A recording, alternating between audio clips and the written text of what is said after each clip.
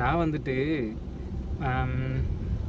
படித்தது வளர்ந்தது எல்லாமே ஹாஸ்டல். கிட்டத்தட்ட ஒரு 11 வருஷம் நினைக்கிறேன், சம்திங் இருக்கும், 11 வருஷம் இருக்கும். ஹாஸ்டல் வந்து மேலங்சமுதுர் நான் வந்துட்டு பள்ளம் பீச்சு அந்த மாதிரி ஏரியா, சங்ககிரி பீச் அந்த மாதிரி ஏரியாவில் வரும். பட் அங்கே வந்துட்டு பெருசாக ஃப்ரெண்ட்ஸ் யாரும் கிடையாது. என் கூட படித்த பசங்க நிறைய பேர் உண்டு. பட் நானும் ஒரு சில ஆள் தலைவர் போக மாட்டேக்காரு.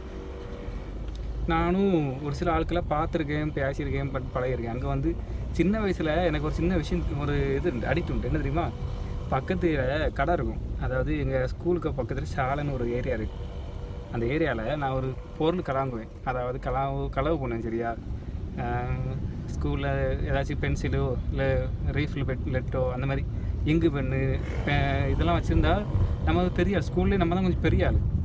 அப்படின்னா இங்கு பென் தெரியல, மற்ற இங்கு தெளிப்பாங்க, ஹீரோ பென்னு சொல்லுவாங்க. அந்த மாதிரி பென்னு, ரீஃபில் பென்னு, இதெல்லாம் பெண்ணில் வந்துட்டு என்னென்னா, அந்த பெண்ணு யார் நல்ல பெண் வச்சுருக்காங்களோ அவங்க வந்து பெரிய ஆள் ஸ்கூலில். அதாவது அந்த கிளாஸில் இப்போ அவங்க தான் பெரிய ஆள். அதேமாதிரி என்கிட்ட வந்து எதுவும் கிடையாது. என்கிட்ட என்னென்னா, எங்கள் வீட்டிலேருந்து ஹாஸ்டலில் தான் தங்கியிருந்து படித்தேன். அப்போ ஹாஸ்டலில் வந்து பார்க்க எங்கள் அம்மா வந்து ஒரு வாட்டி வந்தாங்கன்னா அப்படின்னா 2 ரூபா கொடுப்பாங்க. 2 ரூபா இல்லை 1 ரூபா அந்த மாதிரி தான் கொடுப்பாங்க. என் லைஃப்பில் ஃபஸ்ட்டு டைம் காசுன்றது எங்கள் அம்மா தான் கொடுத்துருப்பாங்கன்னு நினைக்கிறேன். எனக்கு தெரில. கேட்டால் அரை கிளாஸ்லேயே நாங்கள் ஹாஸ்டலில் தான் படித்தோம். கிட்டத்தட்ட 11 வருஷமாக அங்கே படிச்சுட்டு அரை கிளாஸ்லேருந்து 1ஆம் கிளாஸ் 2ஆம் கிளாஸ் அப்படி 10ஆம் கிளாஸ் வரைக்கும் நான் அங்கே தான் படித்தேன். படிக்கிறப்போ எனக்கு நிறைய ஃப்ரெண்ட்ஸ் அப்படின்னு சர்க்கிள்னு சொல்லி நிறைய டிஃப்ரெண்ட்டாக இல்லை. என் கூட படித்த கிளாஸில் வந்துட்டு 29 30 பேர்த்துக்கிட்ட உண்டு ஒரு ரூமில், கிளாஸ் ரூமில். அப்போ யார்கிட்டும் பெருசாக க்ளோஸ் கிடையாது. ஹாஸ்டலில் தான் இங்கேருந்து படித்தோமா. அப்போ என் கூட படித்த பசங்களும் 4-5 பேர் தான் ஹாஸ்டல். மற்ற எல்லாமே வீட்டிலேருந்து வருவாங்க. வீட்டிலேருந்து சாப்பாடு அதெல்லாம் கொண்டு வருவாங்க. அதெல்லாம் வாங்கி சாப்பிட்டுட்டு அதுக்கப்புறம் மதியம் வந்து முட்டை தருவாங்க.